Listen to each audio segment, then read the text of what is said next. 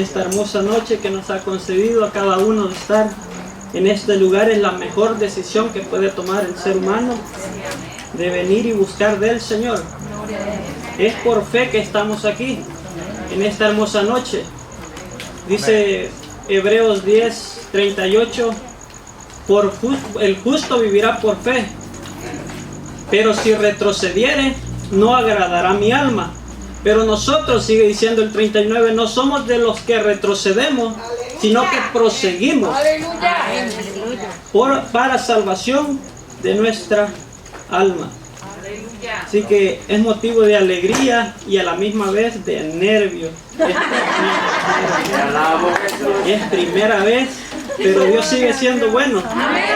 Recordaba unos 5 o 6 meses atrás, solo ese día me dio los nervios, el día de la boda. Días antes había estado muy bien, pero el día de la boda fue tremendo. Así que igual, desde el día que dijo la hermana Vicenta de que cuándo vas a predicar, y dijo el siervo, el pastor, pues el primer servicio de varones, yo creí que era mucho tiempo después de ese servicio será, y no sabía que ya se habían puesto de acuerdo y era 2 semanas después. Pero Dios sigue siendo maravilloso. En esta hermosa noche es un pasaje muy conocido, mayormente citado cuando hay una celebración fúnebre o endecha. Ya hasta uno lo conocemos de memoria. No sé, nos podemos poner de pie para darle lectura. Vamos a hacer una ferviente oración, que Dios sea hablando en esta hermosa noche a cada uno de nosotros.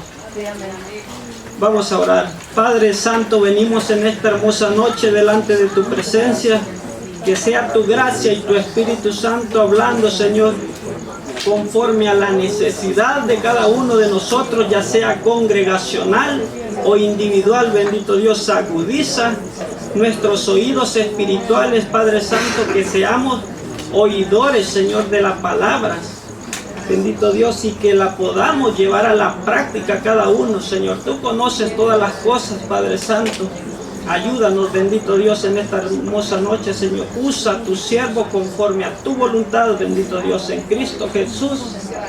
Amén. Vaya primera de Tesalonicenses, hermanos, capítulo 4, versículo 16.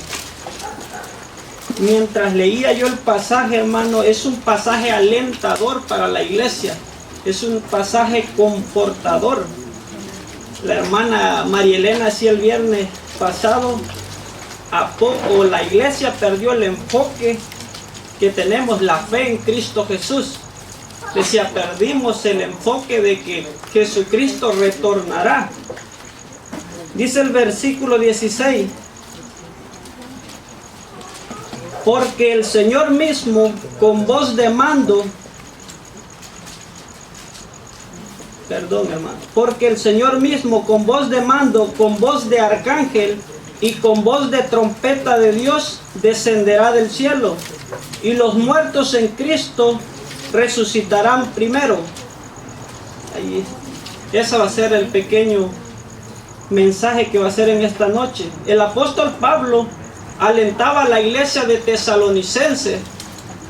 Para traer el contexto, debemos de ir a Hechos, al libro de los Hechos, capítulo 17, versículo 2 al 4. Ya pueden tomar asiento. Va a narrar la escritura, el escritor del libro de Hechos, el escritor Lucas, dice que pasando Pablo,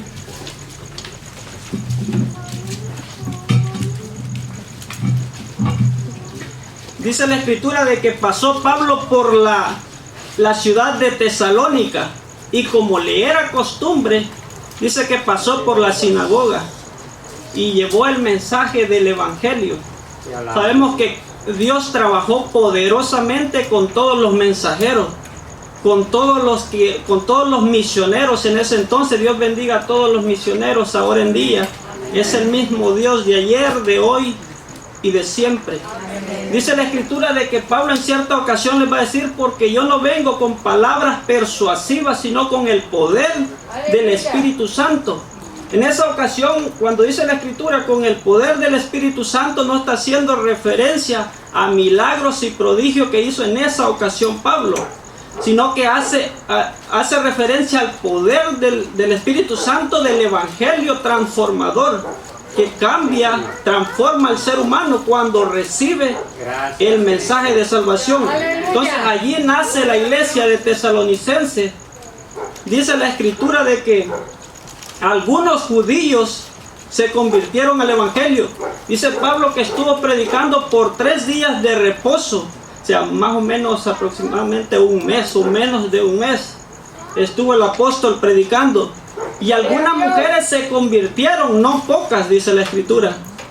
Pero Pablo llegó con el testimonio. Sabemos que Pablo era un testimonio andante. Pablo tenía las características de Cristo. Eso es lo que Pablo quería que adoptara aquellos que habían creído, los que habían puesto la fe en Jesús. Sabemos que yo les decía a ellas, en los pocos estudios que tenemos en la casa, de que la fe transfiere pecados y Cristo los remueve y Dios los olvida. Eso era lo que hizo, y Pablo les pide a los tesalonicenses que adopten las características de Pablo, unas características genuinas. Y sigue hablando Pablo de que por causa de la persecución tuvo que salir, pero quedó preocupado por aquellos hermanos que habían creído. Más adelante va a relatar que Pablo estaba en Corintios y manda a Timoteo. En ese trayecto, en el segundo viaje misionero de Pablo, conoce a Timoteo y conoce a Silas. Son los 2 ayudantes que anda Pablo. Y manda a Timoteo porque Pablo se quedó preocupado por la iglesia, tanto por el problema. Los problemas que habían era la persecución de los cristianos, era la idolatría en su apogeo y era la inmoralidad sexual.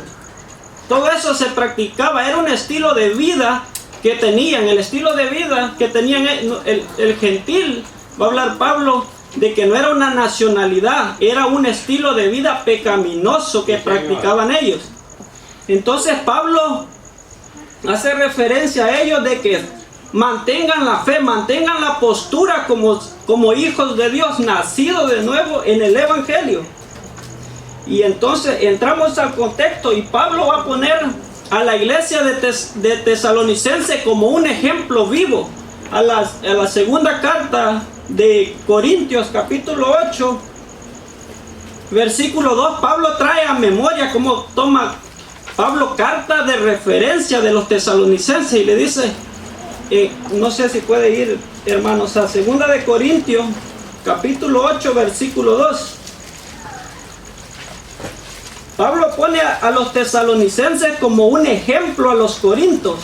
Un ejemplo, el estilo de vida que tienen los tesalonicenses es un estilo de vida. Dice, en cierta ocasión Pablo dice, yo no tengo de qué hablarles acerca del amor porque Dios mismo les enseñó la práctica del amor. No se sabe exactamente cuál era la forma de ellos que practicaban el amor. Pero dice la Escritura de que yo no tengo necesidad, estoy sumamente agradecido, dice Pablo, y se gozó. Cuando Timoteo trajo el reporte a Pablo del comportamiento que había adoptado los tesalonicenses, pero ellos tenían una duda. Imagínense, en tan poco tiempo Pablo llegó a tocar las grandes doctrinas del Evangelio. Una de ellas fue la doctrina del regreso de Cristo, la resurrección. Yo siempre he dicho de que en cualquier mensaje, en cualquier prédica, en cualquier sermón debería de tocarse la resurrección porque es un evento próximo. Pues esta es mi primera vez y lo voy a tocar. Digo yo porque es el retorno de Cristo. La hermana María Elena dijo, o la iglesia perdió el enfoque del retorno de Cristo. Entonces Pablo alienta a los tesalonicenses y le dice, en el versículo 13 dice, hermanos míos, no queremos que ignoréis acerca de los que duermen. Les quedó a ellos la duda, porque no les predicó Pablo mucho tiempo, no les enseñó mucho tiempo por causa de la persecución. Entonces Pablo le dice que no ignoren acerca de los que duermen, porque habían muerto muchos, probablemente algunos familiares, por causa de la persecución. Entonces ellos estaban esperando el retorno. La fe que adoptaron los tesalonicenses, la adoptaron de Pablo. El estilo de vida que Pablo presentó fue agradable a los tesalonicenses. Por eso les digo que era un testimonio andante el apóstol Pablo. Entonces en el versículo 16 va a decir Pablo, porque el Señor mismo, no sé cuál es la forma nosotros que tenemos ahora en día, tenemos las características de Cristo, adoptamos las características de Pablo. Por eso Pablo va a decir, es el único que se atreve a decir, ¡aleluya!, ser imitadores de mí como yo lo soy de Cristo, porque reflejaba las características de Cristo. En algunas ocasiones algunos siervos suelen decir de que tenemos que ser todo el tiempo agradable a los ojos del mundo, pero cuando somos practicantes, cuando la iglesia practica la doctrina y vive en santidad para con Dios, es casi imposible, en ocasiones no puede ser acepto para con el mundo por el estilo de vida que tiene el cristiano, en querer agradar a Dios y no al mundo. Bendito Dios. Entonces el mensaje, el versículo 16, para mí me pone en qué pensar, me pone en el último versículo. Pablo dice, estas palabras se los digo para que estén alentados los unos para con los otros, o sea, que no se desanimen a causa de la persecución, perseveren hasta el fin, porque llegará el día en que el Señor mismo. Sí, Señor, aleluya. Así que no importa el problema que pueda venir ahora en día, siempre tenemos que estar confiados en Cristo Jesús, porque un poco y un poquito y el que ha de venir, dice la Escritura, vendrá y no tardará. Esa es la fe del cristiano, la fe que espera a su Redentor. Nos unimos a Cristo cuando lo aceptamos como Salvador personal, pero falta que le veamos cara a cara, falta que veamos su rostro. Entonces esa es la confianza que tenemos que tener todos y cada uno de nosotros. El estilo de vida de nosotros tiene que ser reflejado a los que los oyeren o a los que nos miran. Eso va a decir Pablo. Tú pues, hijo mío, esfuérzate en la gracia, en el favor que has aceptado, en el favor que se te fue encomendado por parte de Dios. Y acuérdate, tú pues, hijo mío, esfuérzate en la gracia que es en Cristo Jesús. Lo que has oído de mí ante muchos testigos, el estilo de vida que tú has visto en mí, lo que yo te he enseñado, eso quiero que adoptes y lo enseñes a los demás. Tú pues sufres penalidades, sufres diferentes tipos de circunstancias ahora en día, pero eso no es motivo para que retrocedamos, porque no somos, dice, de los que retrocedemos para perdición, sino para perseverancia del alma. Entonces, y luego Pablo va a decir a los tesalonicenses, porque el Señor mismo. Pablo dice de que eran bienaventurados los que morían en Cristo, que no se preocuparan. Va a hablar el versículo 13. Pero cuando habla del versículo 16, hace una referencia Pablo y hace una ¿cómo le podríamos? Pablo no se enfoca en todos, sino que por eso es que dice, hermanos míos, no queremos que ignoréis acerca de los que duermen. O sea, Pablo hace referencia a los hermanos, a los que viven conforme al Evangelio, conforme al código moral de las Escrituras, conforme al código espiritual que manda las Escrituras que tiene que vivir el cristiano genuino. Tenemos que ser transparentes para con los del mundo, para con los de la iglesia. Por eso es que Pablo dice, esfuércense en el Evangelio, para que en aquel día, dice Pablo, no salgamos como siervos avergonzados. Sí, mi Dios. Tenemos que encontrarnos esta noche como siervos aprobados. Eso puede suceder en cualquier momento. Por eso dice el versículo 16, porque el Señor mismo, cuando dice el Señor mismo, hace referencia de que no hay señales. Eso puede suceder en cualquier momento. El capítulo 24 de Mateo va a hacer referencia a ciertas señales. Sabemos desde que guerras han sucedido desde que Cristo dijo eso.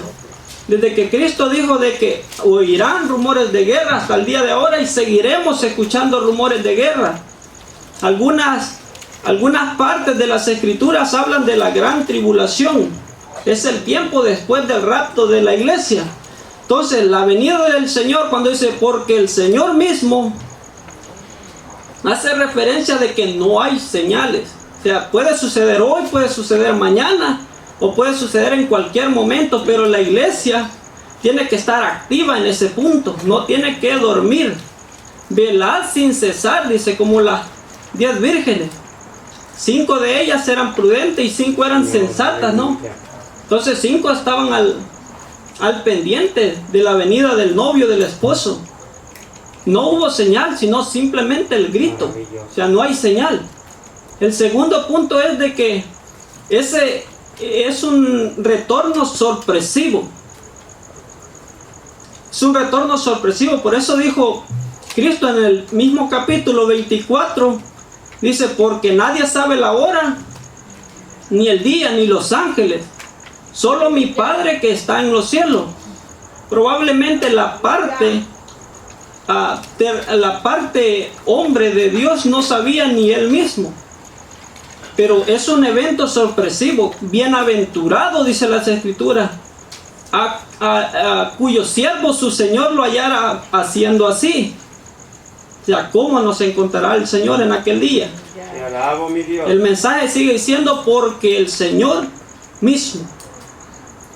Es un evento, primero es sin señales, es un evento sorpresivo. Y es un evento, ¿cómo le podría decir, hermanos? Pablo va a decir de que es un evento tan rápido de que es como un abrir y cerrar de ojos. Hace el hincapié, les dice a los corintios de que estén atentos, o sea, no va a dar tiempo. Algunos suelen decir de que en cierto tiempo, ya cuando venga o comiencen a ver las señales o el grito, vamos a convertirnos, pero no es cierto, no hay tiempo para eso. Dice la Escritura, en un abrir y cerrar de ojos. O sea, lo que hace referencia de que el evento es tan rápido de que no queda tiempo. Me pongo a pensar yo 5 minutos después del rapto de la iglesia, el caos total. O sea, miles, millones de conversaciones truncadas. O sea, ojos abiertos al más no poder. Te alabo, mi Dios. Habiendo 2 tipos de lágrimas, solía decirle yo a mi esposa. Una, porque veo venir a mi Redentor. O sea, es una alegría, es un gozo del cristiano que estaba atento. Estaba pendiente al ver la venida, el retorno de su Señor. Ya le habíamos dicho de que se unieron, nos unimos con el Señor cuando le aceptamos como Salvador, pero falta ver su rostro. Entonces solo imagínese usted, 5 minutos después del rapto de la iglesia, se harán, dice la Escritura, lamentación. Es un evento sin señales, es un evento sorpresivo y es un evento selectivo. Aleluya. Cuando dice la Escritura, porque el Señor mismo, o sea, está hablando de los cristianos, de los lavados en la sangre, los que han renunciado al estilo de vida pecaminoso y se han convertido a Cristo. Aleluya. Entonces Pablo va a hacer referencia a los que murieron en Cristo. Sabemos que hay una sola resurrección, ¿no? ya sea para los que resucitan para vida eterna y otras para condenación y perpetua confusión, dice la Escritura. Amén. Entonces es un evento selectivo. Me imagino yo que cuando dice la Escritura, porque el Señor mismo, es exactamente como cuando Él se puso afuera de la tumba de Lázaro, ¿no? Y dice la Escritura de que, a mi criterio, Él tuvo que ser bien específico para mencionar el nombre de Lázaro, ven fuera. Probablemente la Escritura no lo enseña, pero si Cristo no menciona el nombre de Lázaro, muchos hubieran resucitado. Pero en ese entonces, cuando dice el pasaje, porque el Señor mismo, va a ser selectivo. Solo es el llamado para los que viven y se guardan en santidad, los practicantes del código moral que es las Escrituras. Entonces, es un evento sorpresivo, es un evento selectivo y es un evento, ¿qué más, hermano? ¿Cómo lo puede catalogar usted al evento? Es un evento maravilloso para todo el cristiano. Entonces sigue hablando, porque el Señor mismo, dice el versículo, con voz de mando, con voz de arcángel, dice, descenderá del cielo, y los muertos en Cristo resucitarán primero. Cuando dice la Escritura con voz de mando, o sea, es el primer sonido que Dios da, el primer mando de jefe en general. Dice, algunos hacen referencia de que probablemente no entre el ministerio angelical en ese día. Cuando dice con voz de mando, con voz de arcángel, probablemente entre el único arcángel que se le da nombre, ¿no? Repitiendo exactamente la misma palabra, llamando a los escogidos a que vengan a reunirse con su Señor.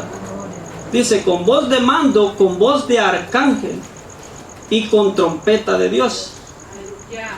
Solo me imagino las trompetas que se sonaban en el ejército romano. La primera trompeta que se sonaba en el ejército romano era como alarma, como un despertador para ellos. La segunda trompeta que se sonaba en el ejército romano era como para darle las instrucciones del día. Y la tercera trompeta era para que el ejército romano fuera listo para la guerra. Así es cuando a nosotros se nos tocó la primera trompeta, que escuchamos el Evangelio y lo aceptamos. Te alabo, mi Dios. Y venimos a ser participantes de una herencia que no merecíamos, dice la Escritura.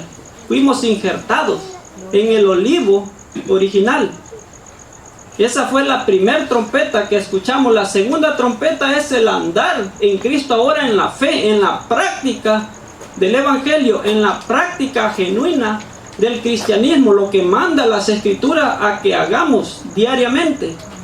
La tercera trompeta que se suena, dice el versículo, es para que vayamos a estar con el Señor. Qué día más glorioso será ese, cuando veamos retornar a Cristo en gloria. Gracias, Señor. Dios bendiga a la iglesia, hermano.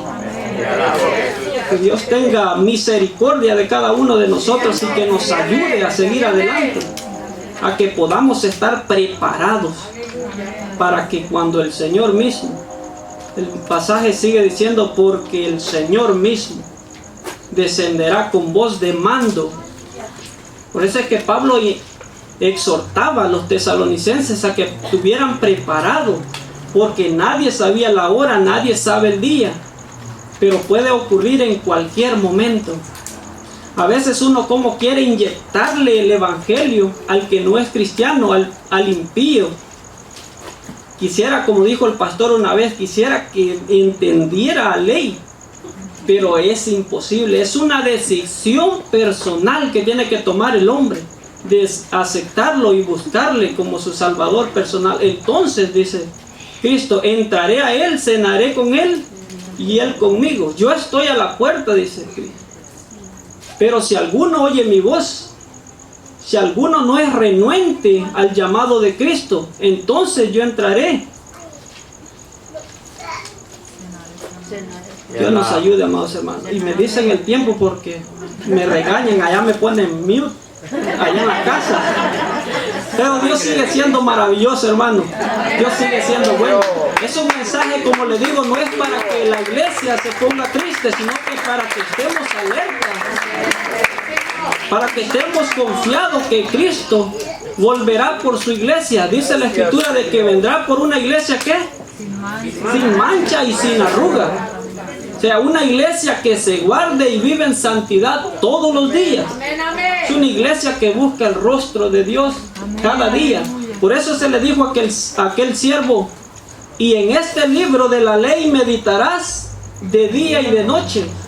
O sea, hasta dónde tiene cuidado, les decía yo a ellas, hasta en la noche, cuando el hombre va a dormir. Tiene que... cuando tú y yo meditamos en las Escrituras, indagamos en las Escrituras, hasta los sueños suelen ser dulces. En ocasiones, yo a veces tengo sueños de que estoy en la iglesia del Salvador y estoy reunido con mis hermanos. Suele pasar a menudo, o estoy aquí, mayormente cuando era el día viernes, ¿no? Le decía yo a mi esposa de que me gustaba el día viernes porque podía congregarme con los hermanos. Le decía yo, cuán grande y cuán delicioso es, dice el salmista, ¿no? Habitar los hermanos. Yo me alegré, sigue diciendo el salmista, con los que me decían: a la casa de Jehová iremos y nos alegraremos. Es un deleite en las Escrituras. Entonces solía decirle yo a ella de que hasta en eso Dios tuvo cuidado con el pueblo de Israel. Pero a los que no creen en mi nombre, dice Malaquías 4:4, y aquí que viene el día ardiente como un horno para todos los soberbios y los que no obran conforme a las Escrituras. Pero dice la Escritura, sigue diciendo: pero a los que creen en mi nombre nacerá el sol de justicia, dice, y en sus alas traerá salvación, y saldréis y saltaréis como becerros de la manada. Esa es la iglesia, hermanos. Está esperando ahorita, hermanos, como aquellos animalitos que se acuestan a descansar bajo la sombra, como Bambi. Así es la iglesia que duerme en los cementerios, en los sepulcros, está allí descansando. Pero vendrá el día en que el Señor mismo, desde la Escritura, dice que todo ojo le verá, hasta lo que le traspasaron. Allí va a estar Herodes, Poncio Pilato, y van a estar todos los gentiles, los judíos, los que no creyeron en él. Allí van a estar y le van a ver el mismo Señor. ¡Aleluya! Gracias, Señor. Dios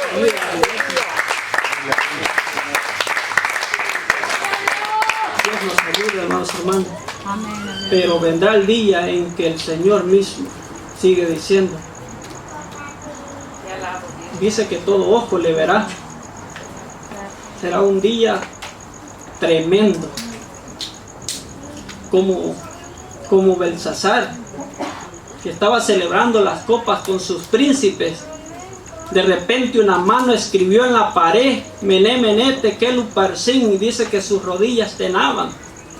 Así será el hombre cuando venga en aquel día. Dice la Escritura, sigue diciendo de que harán lamentación. Pero los que confían en mi nombre, dice, saldrá el sol de justicia. Pero el mensaje sigue diciendo: porque el Señor mismo.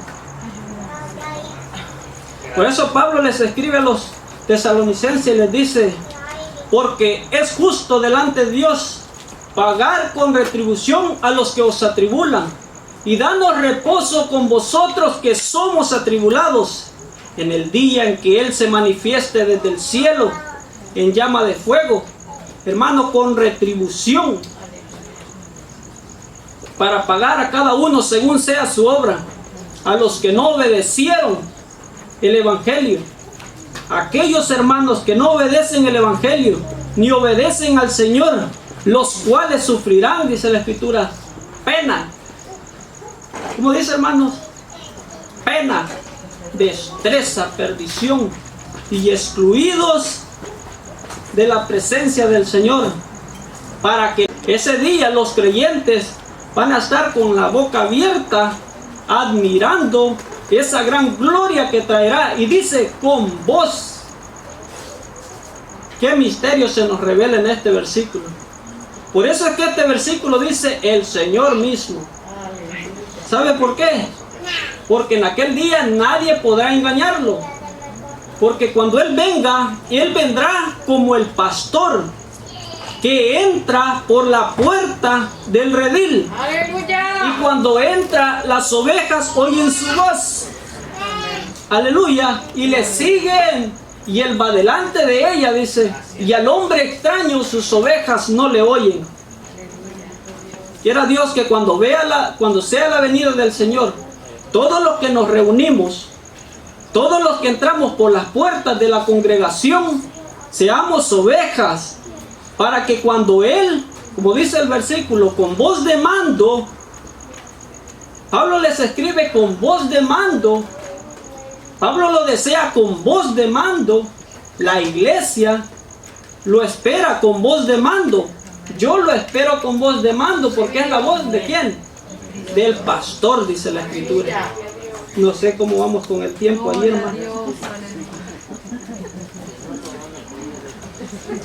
Dios sigue siendo maravilloso, hermano. Yo me amanezco, no sé si ya tiempo o no, pero Dios sigue siendo maravilloso.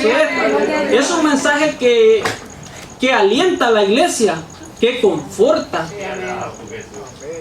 Quiera Dios de que nos ayude a aumentar la fe, que la llenura, el poder del Espíritu Santo que está en nosotros persista, siga estando en nosotros, que no nos alejemos del Señor, porque dice Pedro, ¿a quién iremos? Es dura tu palabra, pero ¿a quién iremos si solo en ti encontramos palabras de vida eterna? Solo en ti encontramos la salvación, porque no hay otro nombre, dice la Escritura, bajo el cielo, dado a los hombres en quien podamos ser salvos, solamente en el Hijo de Dios. Dios nos ayude, hermanos y hermanos. Este es el pequeño mensaje que traíamos para que la iglesia estemos despiertos, porque no sabemos el día ni la hora en que Él retornará. Acordémonos de que es un evento selectivo. Solo aquellos que vivan en integridad para con el Señor, los que vivamos, entonces veremos la gloria del Señor. Quiera Dios de que ese día salgamos victoriosos, como siervos aprobados delante del Señor. Así que ese es el consejo, hermanos, de que Pablo nos trae. Se le dio a la iglesia de Tesalonicense, pero ahora se nos da a nosotros. De que vivamos con esa esperanza de que Cristo retornará en cualquier momento. Insisto, la hermana dijo, la iglesia perdió a lo mejor el enfoque. Y el pastor hablaba el jueves, tocaba el punto de la fe. O sea, esa era la fe, la confianza que había en los tesalonicenses de que Cristo volvería. El Cristo que Pablo les presentó a los tesalonicenses, ese mismo retornaría, pero ellos estaban angustiados porque estaban muriendo familiares y no sabían qué había hecho, qué sería de ellos, los que habían fallecido, pero con la esperanza en Cristo Jesús. Y Pablo les alienta. La Escritura ahora nos alienta a que estemos vigentes, estemos velando. Dice la Escritura, porque si el dueño de la casa supiera a qué hora llegaría el ladrón, dice que velaría. Entonces, hermano, esa ha sido mi pequeña participación. Vamos a pedirle al pastor que si puede orar por la congregación, y Dios me les bendiga.